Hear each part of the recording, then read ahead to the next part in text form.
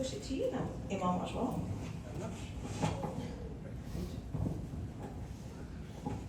Thank you very much, Zahra, for that detailed introduction. Firstly, ladies and gentlemen, let me welcome you with Islamic greetings. Assalamu alaikum wa rahmatullahi wa barakatuh. Which means, may peace and blessings of God be upon you all. And reply to that is wa alaikum assalam wa rahmatullahi wa barakatuh, which means, may peace and blessings of God be upon you too. And it's a good icebreaker, and it's also a good olive branch. Olive branch in the sense that I'm here with peace. I'm here for peace. I'm here not to fight with you. You can quite relax and be disarmed, physically, mentally, spiritually. It's really a good way of building relationship. There's a saying of the Prophet which says, and spread peace amongst yourselves. For peace will bring you closer harmony, and you'll be able to live together to create happiness and prosperity. We're living at a time in the world where peace is a rare commodity. We're being told all sorts of rubbish and fibs about peace while people are being blown to bits by people in the power. Unfortunately and sickeningly, many leaders are selling weapons of mass destruction left, right and center, trying to make you and I feel as if it's okay, it's acceptable. It isn't acceptable, ladies and gentlemen. And we won't be naming and shaming those. I don't think I need to. You know them all. And God will deal with them appropriately when the time is right. In the meantime, you and I have a duty and a responsibility, and that is to get to know each other. And that's why you are here today. You are here to understand more about fasting, about one another. So instead of me lecturing you, I'm going to open up the floor for you to ask any question that you have related to Muslims, Islam, fasting, or anything for that matter that I can answer or I may not answer. It's up to me, of course. So the floor is open. You feel free to ask any question. And if you have no questions, I've got loads of questions for you from my side. Remember what Zahra said. We happen to be less than 5% of British population. And yet we give every year more than 125 million in 1 month of Ramadan in donations alone. That's a remarkable donation from a small community of less than 5%. And we're supposed to be, according to indexes, the most deprived of the communities in this country. Poorest of the communities, the Asians, the Pakistanis, the Bangladeshis, the Indians. We're supposed to be very poor. We are. But we have a big heart, so we give. We happen to have more than 3,000 mosques in the country today. And growing every day. Our mosques are full. There is a reason why our mosques are full. We can explore that. Our need for having Islamic schools are outstripping the supply that we can possibly have. Our communities are integrated. If you came by an Uber, it was most likely a Muslim driver. If you go to a local butcher, it's most likely to be a Muslim butcher. If you go to a doctor, it's most likely to be a Muslim doctor.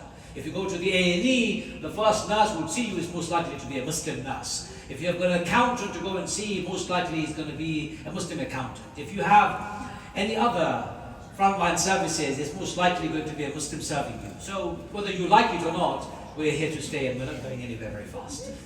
I don't know that you know, the first mosque of Britain wasn't built in London. It wasn't built in Bradford or Birmingham, unlike conventional wisdom would be. It was built by a Scouser, a Liverpudlian, an Englishman, in Liverpool in 1889, in the docks, and that mosque is still there. I'm very honoured to be one of the trustees of that mosque. So for anyone who says Muslims, the foreigners, the Browns, the Asians, the Africans and Arabs have come over here with Islam, you're lying through your teeth. Islam came through a white man called Henry William Quilliam, a Scouser after all. If you're going to fight anyone, go and fight the Liverpudlians and see what you get in return. Ladies and gentlemen, I don't mean to be inviting you for a fight. All I'm saying is get your facts right before you start pointing fingers at anybody. This land is a very multicultural, multi-faith, pluralistic land. We're very proud of it. We're very proud of our connection and our heritage and what we do together. A few facts about what we do and what we don't do I've given to you. What we do in the month of Ramadan is we fast. And fasting is a very unique experience. It comes with a very important and very strong discipline, which teaches us to be more in control of ourselves, not to eat excessively. Zahra, as soon as she saw me, she said to me, "You've lost an enormous amount of weight." Her father had no sympathy. He said he loses weight every Ramadan anyway. Which is true. I do lose weight every Ramadan. And this is a great way of bringing myself under control. Excessive eating, no more. Excessive drinking, no more. I don't drink alcohol, by the way. I'm just talking about any sugary pops. Or excessive waste of time, watching, talking nonsense, backbiting, slandering, gossiping. All of those are controlled in the month of Ramadan. Given 30 days to control ourselves. There is a formula given by psychologists. If you want to get rid of a bad habit, you need to replace it with a good habit and repeat it for 21 days. We do it for 30 days. There is no chance for a mistake. There is no, plus and minus. You fall short. No, 30 days of same discipline. Lack of sleep, lack of water, lack of food, constantly tired, foggy brain. You are pushed to your limit. Endurance is probably an underestimation of what we do in the month of Ramadan, but it's all for the good. Because it makes you and I a true human being. Really enlivens me. It certainly makes me an amazing person inside and out, and I feel it. Some people think, oh, my brain is foggy. My brain is never foggy. In the month of Ramadan, it's ultra not foggy. I'm very focused, I'm very sharp, and I'm able to grasp everything and anything around. So that's a basic introduction to what I do in the month of Ramadan. In fact, I mold my character, shape myself to become a better human being by molding my thinking, my habits, my attitude, my simple relationship with my fellow human beings. I mold myself, ladies and gentlemen, to the fullest, and that is the essential purpose of the month of Ramadan. And Muslims do that up and down, not just this country, but around the world. There are 2 billion of us who are fasting. 2 billion of us who are fasting in the world. If we were terrible people, as the media would like you to believe, imagine 2 billion people being terrible. The world would be upside down right now. It is a lie again that the Muslims are responsible for many of the troubles in the world. Those who are responsible for them, and we know who they are. We're not them, you're not them, and certainly Muslims are not them. So fasting is a great opportunity to get back to our normality, get back to our basic human self. Get in touch with our compassion. Prophet, peace be upon him, said, anyone who feeds a fasting person, you get the same reward as the person who was fasting without the person losing it. We're encouraged to share and care. I've traveled around the world in the month of Ramadan. I'm a foreigner, a stranger in a strange land. The person next to me doesn't know me. I'm praying next to him. As soon as call to prayer comes, he takes out a date from his bag. He splits it in half and he gives me a half and he takes the other half. And he says, brother, time to break your fast.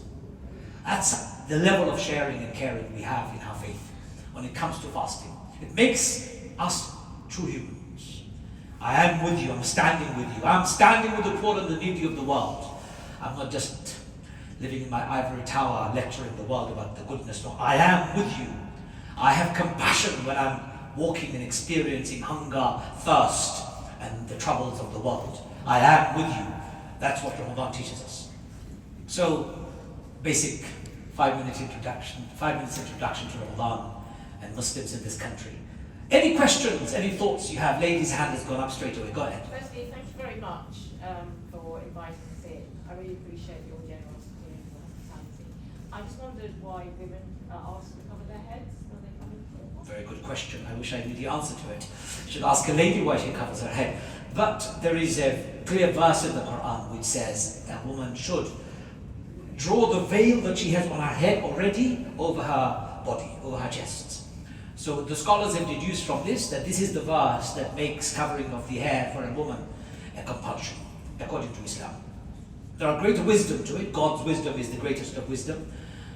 It is to harmonize our relationship, not sexualize it. Men and women are both ordered to dress modestly. It's not just women. Modesty for men and modesty for women is the same. We should be not wearing revealing clothing, sexually accentuating our body parts, or clothes that are transparent, or clothes that are extravagant. So men are not allowed to wear silk or gold. And I tell you why men are not allowed to wear silk and gold in a minute. So there is a very clear guideline about modesty. Modesty is about creating a safe space for a man and a woman to interact, without men's mind running away with itself, and without woman feeling being looked at in a way that she doesn't deserve to. So God places a very clear injunction on men and women. Be modest with one another. Don't sexualize your conversation or your interaction. There is a saying of the Prophet, a man and a woman in an isolated space. The third is possibly the devil. So don't be in a space with on your own with a woman who is not related to you, who is not your family, because the potential for abuse or trouble is there. So it's not just covering of a woman, it's a whole plethora of ethical guidelines given to both men and women to create a safe space, a non-sexual space, a space where they can interact neutrally without one or the other feeling judged or misused or looked at in the wrong way. Second part of the answer, a lady was arguing with me, a non-Muslim lady was arguing with me about prayers. She said, why don't men and women pray next to one another? And why should the woman pray at the back and men should pray at the front? I said to her, why don't you come with me to the mosque and we'll talk? We came in. I said to her, why don't you take a seat here while I pray, because I need to pray. I just entered the mosque. She goes, okay. She sat down, I prayed. I prayed literally in front of her. When I finished my prayer, I went to her and I said to her, so you had asked the question. She goes, I've got the answer. I said, I beg your pardon? And she goes, I've got the answer. I said, what's the answer? She goes, when you are praying, you're bowing down and you're prostrating. I wouldn't like a man to be staring at my backside when I'm in prostration. Thank you very much. I've got my answer. I better pray at the back. Thank you very much. God in His wisdom has given those clear definitions to create a neutral space. I didn't have to say this to her. No woman would like that. Imagine. But you're in prayers, even more important. So that separation isn't to show women are less and men are more. No, none of those. In the Quran, God says men and women are co-partners in life. They're protectors of one another. Their reward is the same. Their status is the same. Functions are different, yes. So organize society in a way that doesn't create gender tension or sexualized environments. That's the answer to your question. Why can't men wear gold? Well, I'll tell you why. When men wear gold, I've been fundraising for the last 35 years. Charity fundraising. I fundraise on the stage. I'm a stage fundraiser. And when I ask people to donate, usually I raise millions. And usually ladies give their gold and jewelry and silver and everything away when I ask. In 35 years, ladies and gentlemen, I'm yet to find one man who has given his watch to me. One man who has given his iPhone to me. If men were wearing gold, it would go into their heart. So God says no.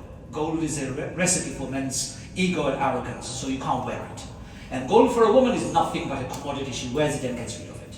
So she's in a better way in control of gold, so she can. Restrictions given based on the wisdom of the God who Himself created us. In His infinite wisdom, He knows what is better for us. One question you asked and I've answered, I think 4 in 1. Any other questions? Anyone else has any questions before we finish our evening program? What time is Iftar, by the way? Can anyone? Huh? So we've got a few minutes. Okay, any other questions, ladies and gentlemen? We've got a few minutes to answer. Yes, go ahead, please. So there are many mosques that newly built all around London City. Is it heard that the Trocadero in Shaftesbury Avenue is going to be turned into a mosque in central London? That's a good question. The lady is saying there are many mosques built in and around London. Is it true that Trocadero in central London is going to be turned into a mosque? It's not true. It's Not true. I'll tell you why it's not true. The person who owns it, Aziz Foundation or Aziz family, they own not just Trocadero, they own half of central London. It's a Muslim family. Just like many other Muslim families who own many other properties, just like many other Christian families, just like Church of England owns half of London. Or King Charles owns most of the buildings in central London. So people can buy independently if they want. And if they want to create a nightclub in their private property, it's up to them. If they want to open up a bar, as long as they get licensed, it's fine. If they want to open up a disco or a restaurant or a sauna, it's up to them. It's none of our business. If Aziz Foundation applies to Westminster Council and wants to build a mosque in their building, who am I to say anything? It's their building, it's their private property. So I can't talk on their behalf. They did make an application to build a multi-faith center at the bottom in the basement that has been derelict for years and years. They've got permission, limited permission to allow it for a prayer space. In central London, there is one mosque in Piccadilly Circus. That space says very clearly there is no space for ladies to pray. It's a disgrace. When I took my daughter and my wife to pray, they said no.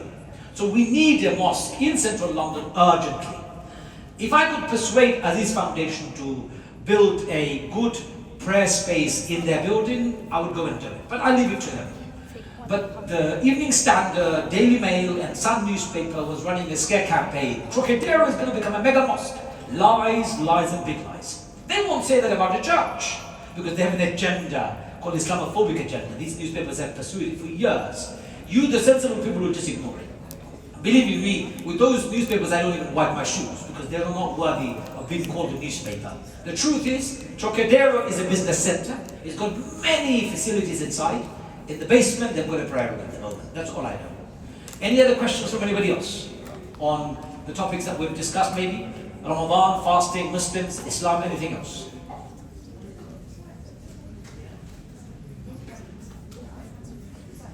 So you're fairly comfortable with the faith and all aspects of the faith. If I was to run a test now, we'd all pass with flying colours. I'm just joking. You all have questions, we all do, but we're just reluctant or sometimes embarrassed to ask. But my friends, ladies and gentlemen, let me make it very clear to you. Islam is not a foreign religion. Islam is not a new religion. It's no different to the teachings of Jesus, peace be upon him. It's no different to the teachings of Moses, peace be upon him too. And all the prophets that are mentioned in the Quran, in the Old Testament and the New Testament. The basic message of all these faiths is one, that there is only one God worthy of worship. And we should be good to God, we should be good to ourselves, and we should be good to our neighbors. That's all the messages, all the religions teach. No religion would teach anything but this. So we are more similar than different. It's our history, unfortunately, that has made us slightly different, and that's what we need to overcome. And we can only overcome this when we interact, when we talk, and we discuss between each other about the values of our faith, about what it really means. Today, in the 21st century world, religion is scoffed at. It's not even relevant any longer in our discussions and discourse. Very sad in my view. Religion needs to be returned. Christianity, Judaism, Islam, and all religions of the world should have a space to grow and flourish. Why shouldn't they? And let the public like you decide which religion that you want to follow. If Islam makes sense, you follow it. Why run away from it? If Christianity makes sense, you go and follow it. I, as a man of faith, would welcome anybody following any religion. I remember I wrote in the Evening Standard an article a while back saying, I miss the bell from the church towers in East London. I grew up hearing them. But unfortunately I don't hear them anymore. So unfortunately, in some areas there are still bells going on. Just hold on. He's practicing while I preach. Have they cut off the microphone because they're getting ready to give the adhan? I'm not sure. But either way, I welcome the fact that you are here. Just before we break our fast, which is about 2 minutes, is that right, Zahra? 1 minute. Please join me in making a prayer that we pray before we break our fast. Bismillah ar-Rahman ar-Rahim, alhamdulillah rabbil alameen, wa salatu wa salamu ala Muhammadin wa ala alihi wa sahbihi wa sallam. Ya Arhamar Rahimin, most kind, most merciful, Ya Allah, we ask you to have mercy on us, Ya Allah. We ask you to Allahu Akbar, Allahu Akbar, Allahu Akbar, Allahu Akbar. Ashhadu an la ilaha illallah. Ashhadu an la ilaha illallah. Ashhadu anna Muhammadan Rasulullah. Ashhadu anna Muhammadan Rasulullah. Hayya ala salah. Hayya ala salah. Hayya ala al-falah. Hayya ala al-falah.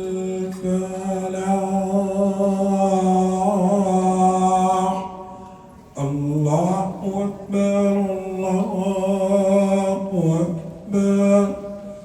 La ilaha illallah.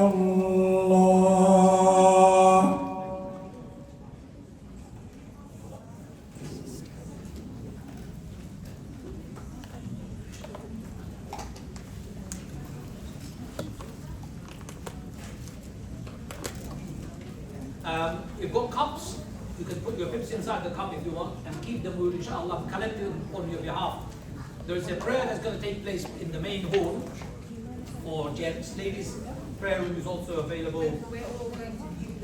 And if you want to come and observe the prayer, ladies and gentlemen, you're both welcome to come into the prayer hall at the back and either sit down or stand and watch.